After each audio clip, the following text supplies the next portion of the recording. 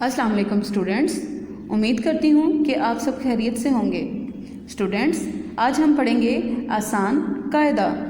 So students, open your book, page number 52। Students, आज हम पढ़ेंगे दो चश्मी हरूफ की सरगर्मी। तस्वीर को मुतल्लिका दो चश्मी हरूफ के साथ मिलाएं।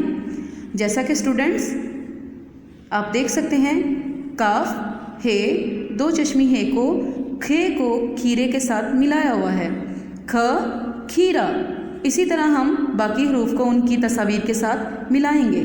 जैसे बे दो चश्मी है भे, भे से भैंस, बे से भैंस। जीम है दो चश्मी है झ से झंडा, झ से झंडा। छे चे दो चश्मी है छे, छे से छतरी।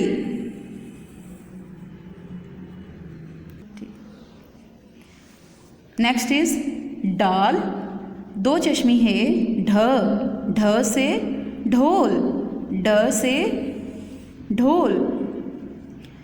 ते दो चश्मी है थे से थाली। पे दो चश्मी है फे से फूल। दाल दो चश्मी है ध से धनक।